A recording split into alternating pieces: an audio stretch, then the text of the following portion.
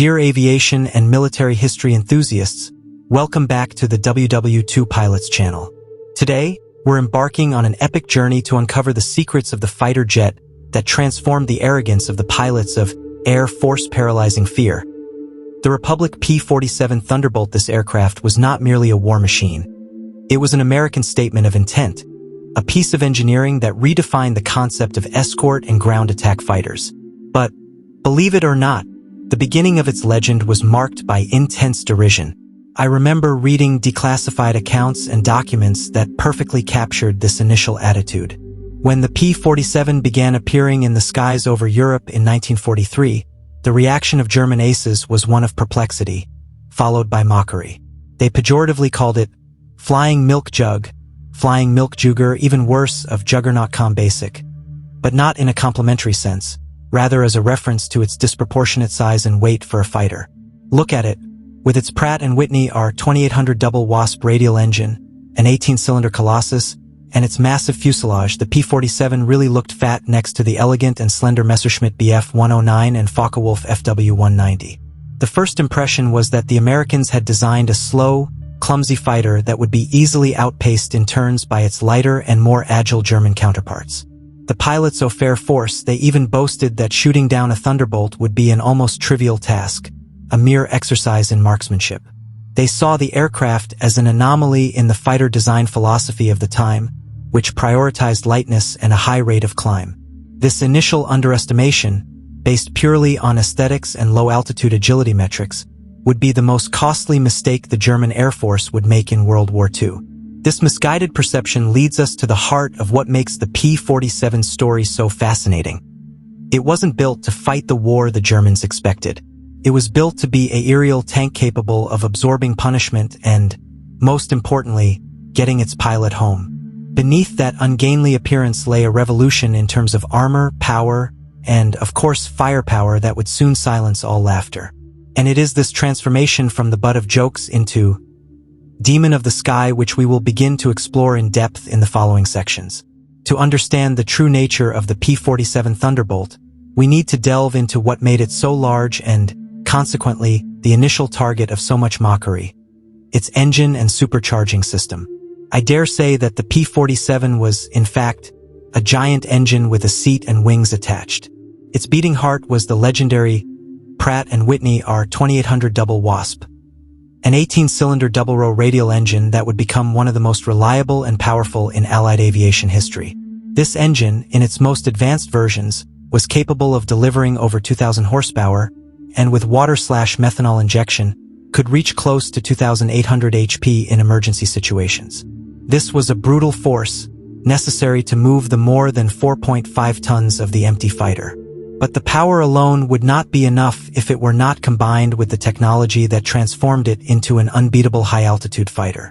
I'm talking about the revolutionary turbo supercompressor mounted at the rear of the fuselage. This is where the true engineering genius of Alexander Kartveli lies. Unlike other fighters that used mechanical superchargers driven by the engine, the P-47 used exhaust gases, which would otherwise be wasted, to spin a turbine that forced air into the engine. To do this, air was captured at the air intake under the nose and, after being compressed and cooled, was channeled through long, intricate exhaust ducts that ran the entire length of the underside of the aircraft to the turbocharger compartment in the tail, and then returned to the engine. It is because of these ducts, this internal power plant, that the Thunderbolt had that deep and bulky fuselage, the same one that earned it the nickname Milk Jug. The practical result of this complexity was that, while German fighters, such as the Bf-109, began to lose power and performance above 20,000 feet, the P-47 was just beginning to shine. In fact, at high altitudes above 30,000 feet, the Thunderbolt became an incredibly fast and efficient fighter, dominating airspace where its German adversaries literally choked for lack of air. What seemed to be a design weakness was, in fact, its greatest virtue, setting the stage for the combat tactics that would make the German pilots' Air Force trembled with terror. If the R2800 engine and turbo supercharger gave the P-47 the power to operate at high altitudes, its robust structure and colossal weight defined the only combat tactic it needed to annihilate its opponents: the boom and zoom, attack and climb. I usually explain to my friends that the Thunderbolt wasn't a fighter jet for dancing with the enemy.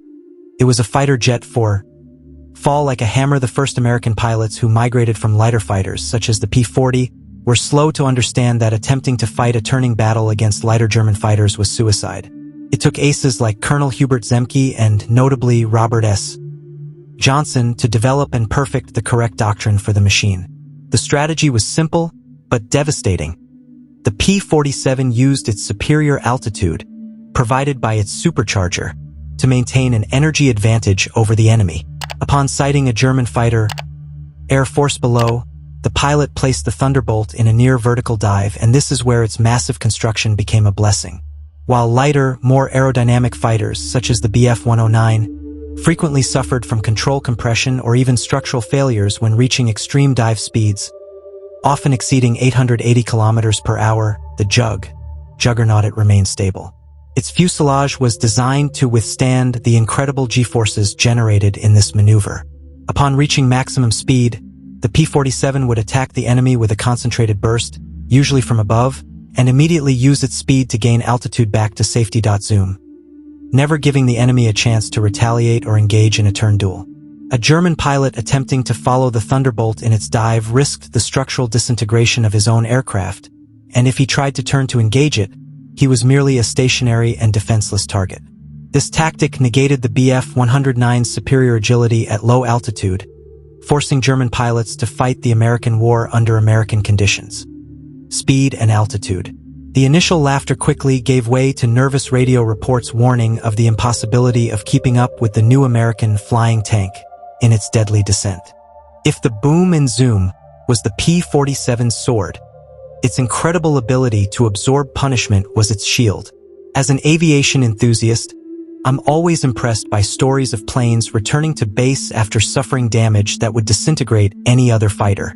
And the Thunderbolt excelled in this regard like few others in history. Far from being fragile, its massive construction, which generated so much ridicule, was the key to its legendary resilience.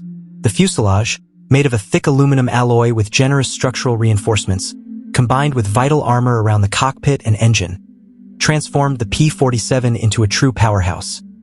Flying tank, but the great secret to its ability to survive lay in its radial engine. Pratt & Whitney are 2800 unlike liquid-cooled inline engines, which were vulnerable to a single direct hit on the cooling system, resulting in catastrophic engine failure and often the loss of the aircraft. The air-cooled radial engine was a fortress. Its 9 twin cylinders formed a robust shield at the front of the aircraft. Numerous cases were recorded of cylinders being hit and even pierced by enemy projectiles, but the engine continued to function, albeit more erratically, giving the pilot enough time and power to maneuver away from combat and attempt a return to the safety of base. Furthermore, the engine's oil system was redundant and relatively resistant to damage. I remember an iconic story, that of the American ace, Robert S.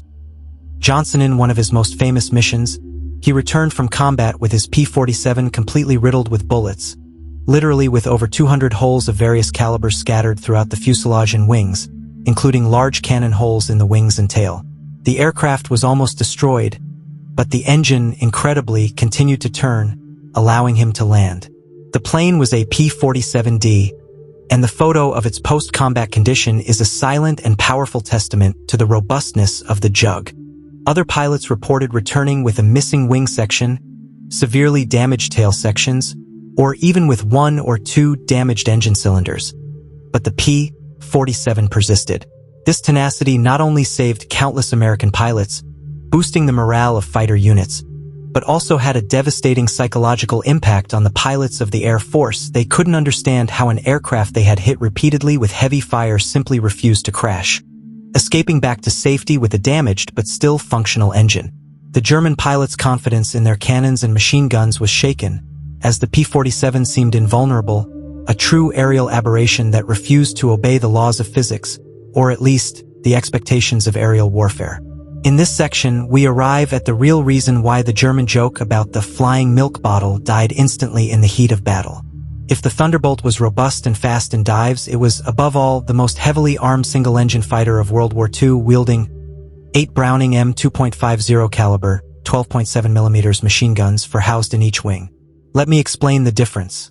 While German fighters, such as the Bf-109 and FW-190, often relied on a combination of smaller caliber machine guns and 20mm or 30mm automatic cannons, the P-47 opted for lead saturation. The .50 caliber may not have had the initial explosive power of a cannon projectile, but it had other overwhelming advantages that made it the nightmare of Air Force. First, the rate of fire. The 8 Browning M2 machine guns could fire at a combined rate of approximately 6,400 to 8,000 shots per minute. This was a torrent of projectiles. Imagine what that meant in practice. When a P-47 pilot pulled the trigger, he was dumping an incredibly dense mass of lead onto the target.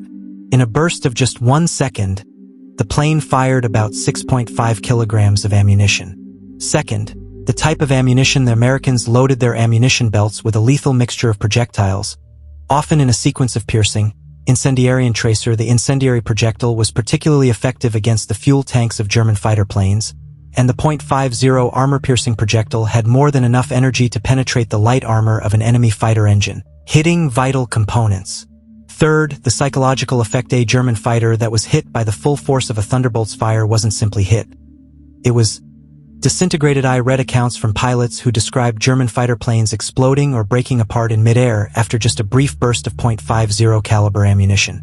This contrasted sharply with the less dense and more focused fire of German cannons.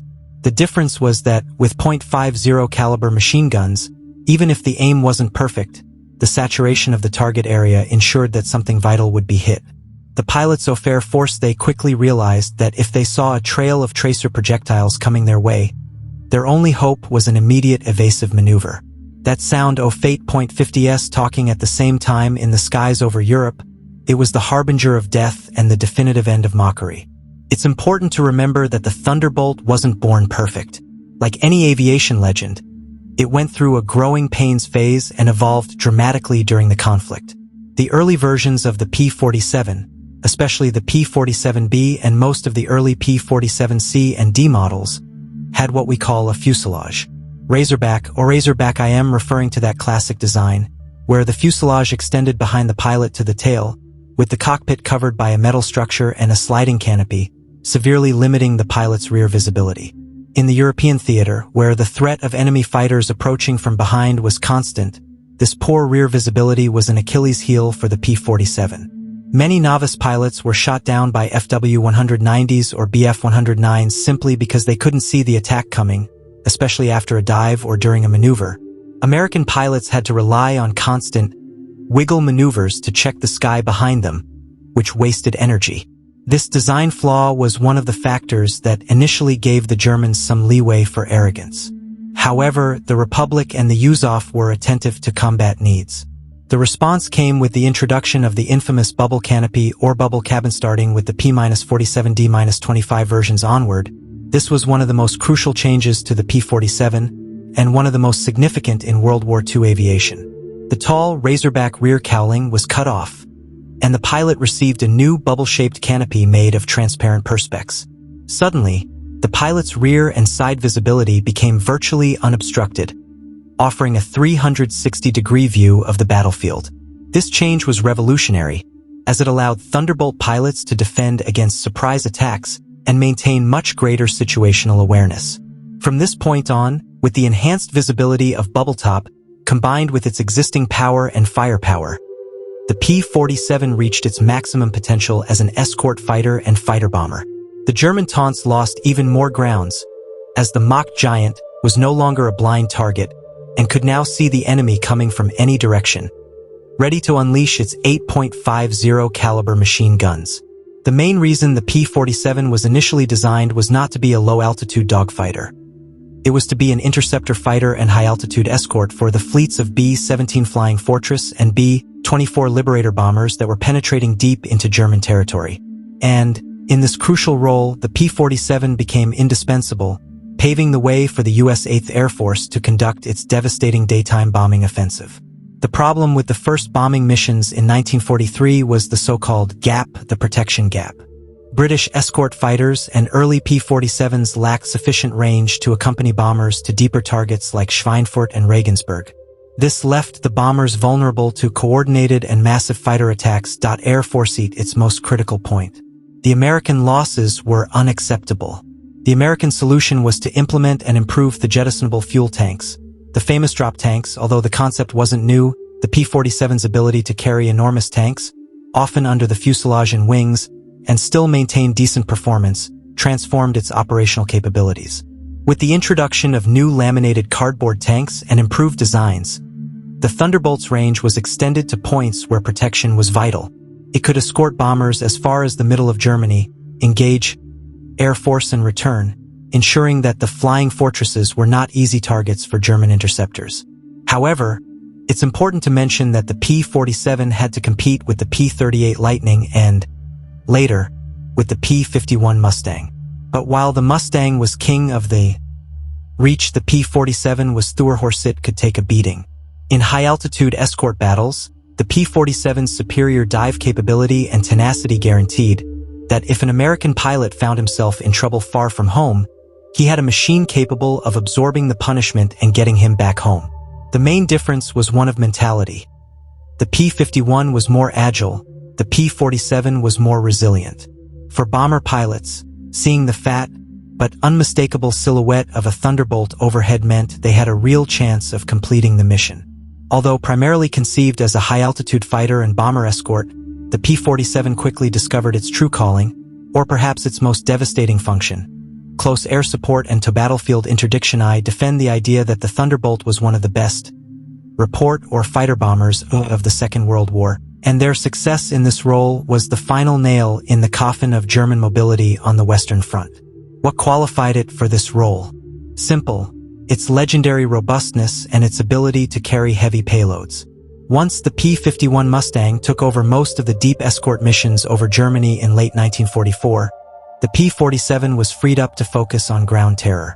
It could carry up to 500 pounds, about 1,134 kilograms, of bombs, including the dreaded 1,000-pound bomb, or a combination of rockets, 5-inch HVAR, high-velocity aircraft rocket, and bombs.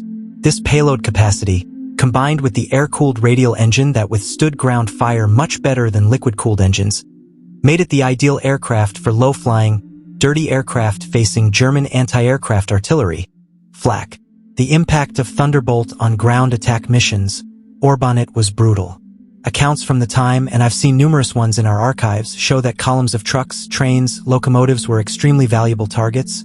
Fuel depots and railway sorting yards were pulverized by bursts of gunfire .8.50 cal, and by the bombs. For the retreating German army, the sound of a Thunderbolt's R-2800 engine was the harbinger of an air raid that would halt movement for hours, or permanently destroy vital supplies.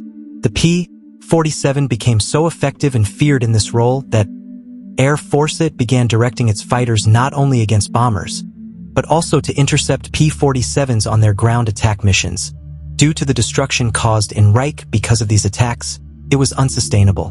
The mock giant was now the terrestrial terror, and his legacy would be solidified not only by aerial shootdowns, but by the hundreds of thousands of vehicles, wagons, and artillery pieces that he reduced to smoldering scrap metal. If there was one group of fighter planes that transformed the P-47 from a joke into a respected killing machine, it was the 56th Fighter Group, FG, from the U.S. 8th Air Force. Based in England, they were the first unit to operate the Thunderbolt in Europe, and, under the leadership of legendary figures, they perfected the tactics that would ensure the fighter's success. The 56th did not fly the P-51 Mustang. They remained loyal to their juggernaut until the end of the war, and finished the conflict with more aerial victories than any other P-47 fighter group in Europe. This elite group was the breeding ground for some of the greatest aces of the war to fly the Thunderbolt. Among them, I highlight three unavoidable names: Colonel Francis S. Gabby Gabreski, the highest-scoring American ace in Europe to fly the P-47. Gabreski amassed 28 aerial victories.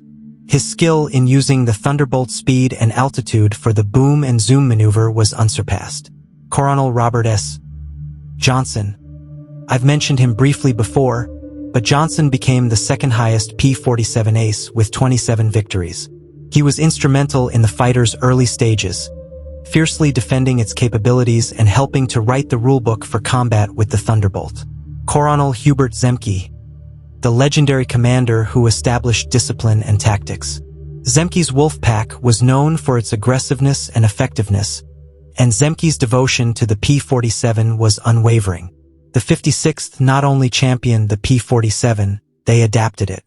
They pioneered the use of new versions of the propeller, the paddle blade, which improved the climb rate, and mastered the art of carrying as much fuel and armament as possible to maximize combat time. Furthermore, the ability of their pilots to return with nearly destroyed aircraft, as in the famous case of Johnson, gave the group an air of invincibility. At a time when Americans were adapting to European combat, the success of the 56th FG, flying the aircraft that everyone mocked, unequivocally proved that the doctrine and unique characteristics of the P-47, when employed correctly, were more than sufficient to defeat the best fighters of the time. Air Force. They didn't need a light, sleek plane. They needed a flying sledgehammer, and the Thunderbolt was the perfect sledgehammer. We cannot speak of the legend of the P-47 Thunderbolt without dedicating a special moment to the unit that transformed it into a symbol of courage and effectiveness in Brazil. The 1st Fighter Aviation Group, 1st GAVCA, of the Brazilian Air Force, the famous Senta Apua. Brazil was the only South American nation to send an expeditionary force to fight in Europe during World War II, and the 1st Fighter Group, under the command of Major Name, led the charge. Nero Morit was assigned to operate in the Mediterranean Theater of Operations, in Italy, starting in October 1944. The aircraft chosen? The robust and reliable P-47 Thunderbolt.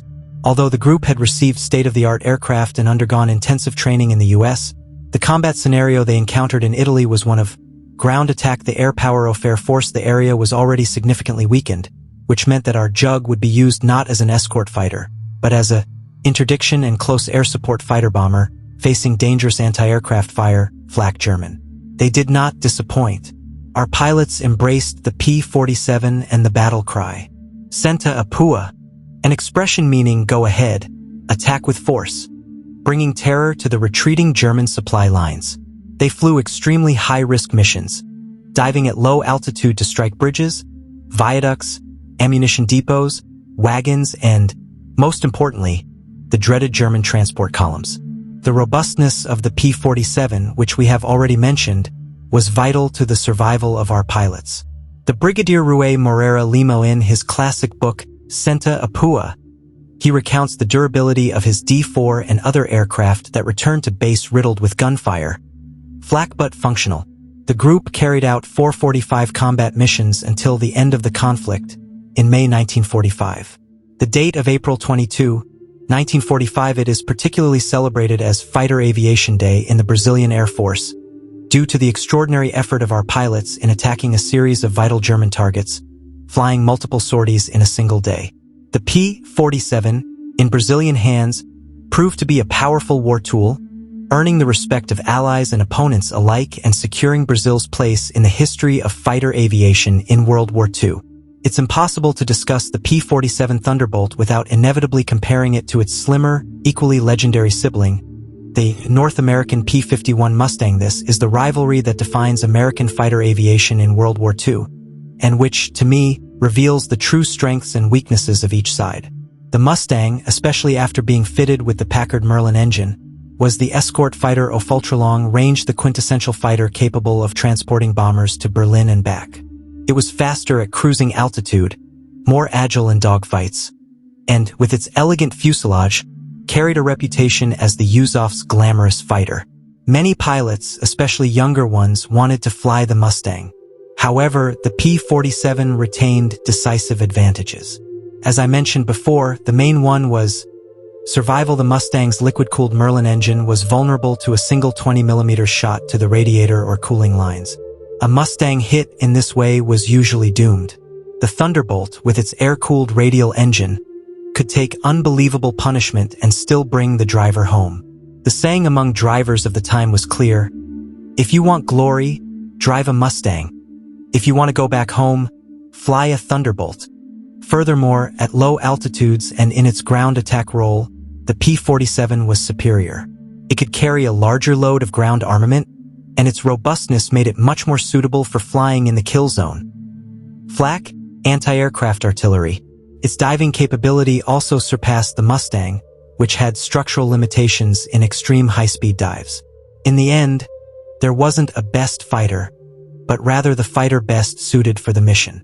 The P-51 conquered the skies, but the P-47 dominated the battlefield together. They formed the deadliest fighter duo in Allied history, with the Thunderbolt being the workhorse, the operational fighter, the giant that refused to fall and that silently did most of the dirty work. As the war progressed, piston-engine fighters evolved rapidly, driven by the need to combat emerging threats such as German jet fighters, Me-262, and the vast scale of the Pacific theater of operations.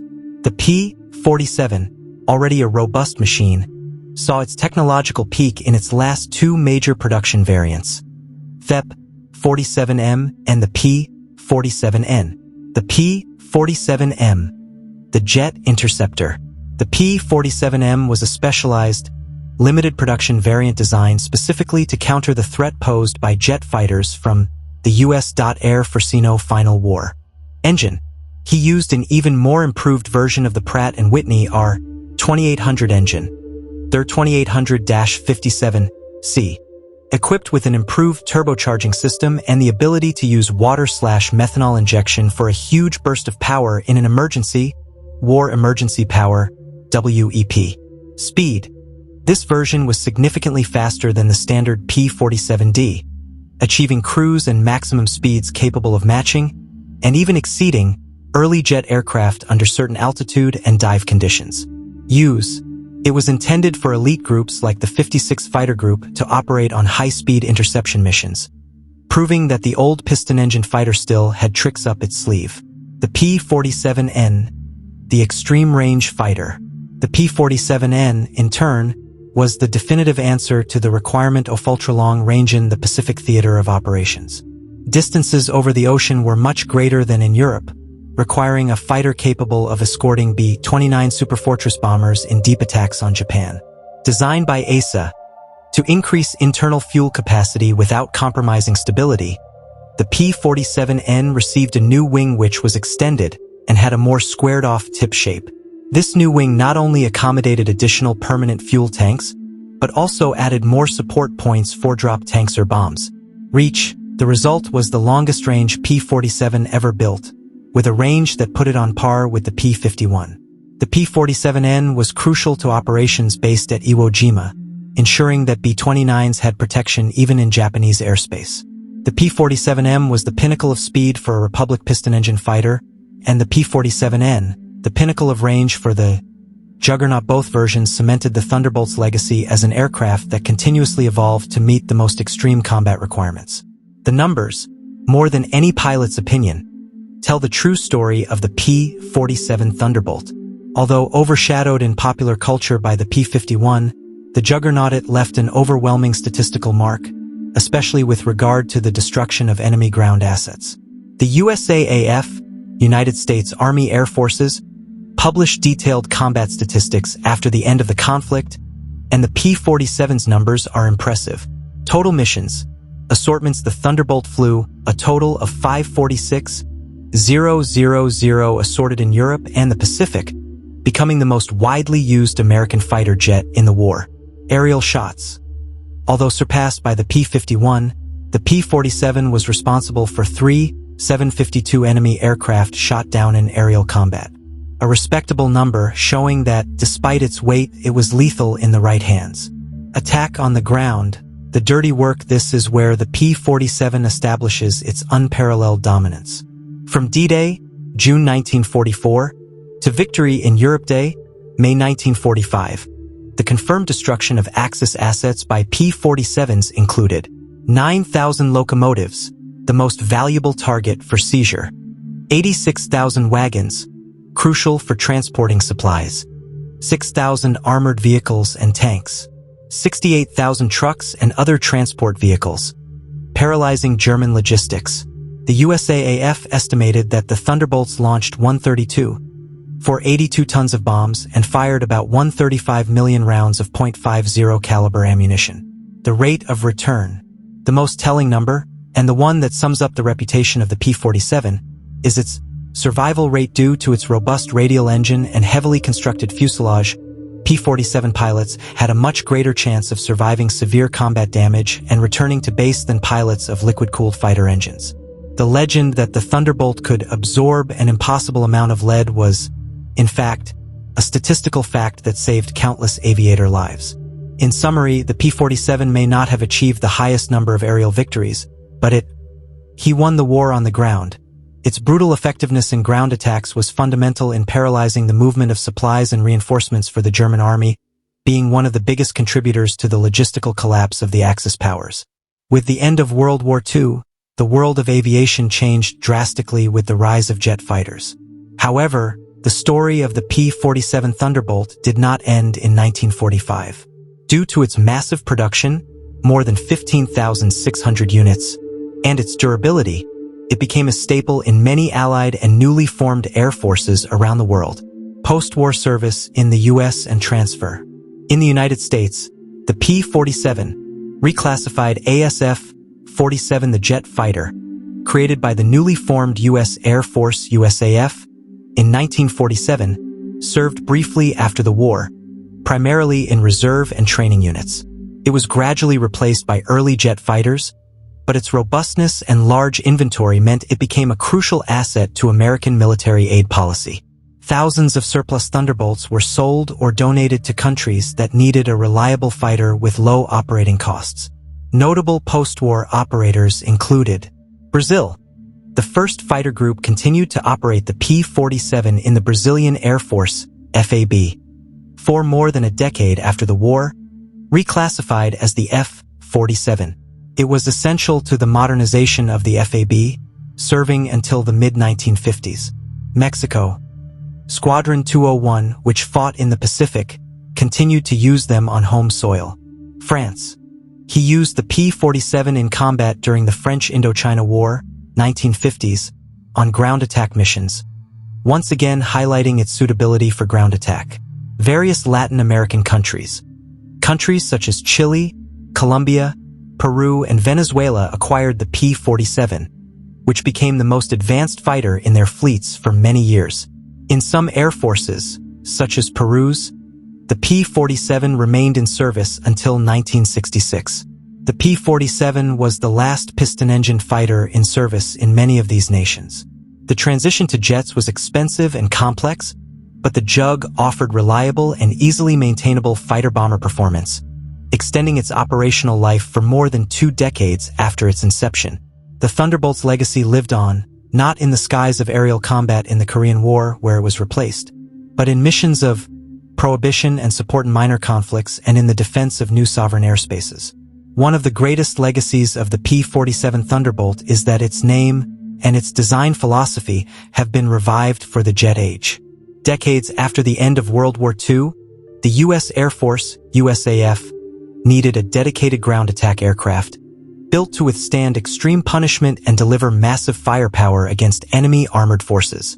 The result was the Fairchild Republic A-10 Thunderbolt II, affectionately nicknamed Warthog, Wild Boar, by the pilots, but officially named in honor of the P-47. Like the P-47, the A-10 was initially ridiculed. It was ugly, slow, and not part of the high-performance fighter trend. However, the A-10 proved to be an unparalleled ground combat machine, just like its predecessor. Both were built around the premise that, in a low-altitude combat environment, the durability and firepower they are more important than speed and agility. The A-10, the Thunderbolt II, is the ultimate tribute to the legacy of the P-47, the original Thunderbolt. It proves that the idea of building a flying tank is a recipe for success that has endured through generations of aircraft. We began this journey with the P-47 Thunderbolt being mocked as a milk jug or a 7-ton milk bottle. We conclude by recognizing it as one of the most effective and resilient war machines ever built. The Thunderbolt wasn't as sleek as the Spitfire, nor as fast as the Mustang, but it possessed something far more valuable in the heat of battle. Unwavering tenacity, its radial engine and robust construction ensured that, even after absorbing punishment that would have brought down any other fighter, it could still fight or, more importantly, bring its pilot home. The P-47 was Thorhorse that paved the way for Allied victory. It was the escort fighter that protected the bombers during the most difficult moments of 1943. It was the ground executor which, from 1944 onwards, destroyed the infrastructure and mobility of the German army at an unsustainable rate. On foreign soil, the Brazilian 1st Fighter Group, Senta Apua, proved the lethality of juggernaut ground attack missions in Italy. The ultimate legacy of the P-47 Thunderbolt, therefore, rests on 3 pillars. The pilot's survival. The P-47 saved more pilots' lives than any other high-performance Allied fighter. Earth domination. He rewrote the battlefield interdiction manual, proving the effectiveness of heavy close air support. The inspiration. He lent his name and his durability above all philosophy to the A-10 Thunderbolt II, ensuring that his indestructible fighting spirit lives on in modern aviation. The P-47 was the plane nobody wanted, but everyone learned to respect. From joke to legend, the mock giant silenced its critics with the brute force of its engine, the fury of its 8.50 caliber guns, and the silent testimony of thousands of pilots who, thanks to it, returned home.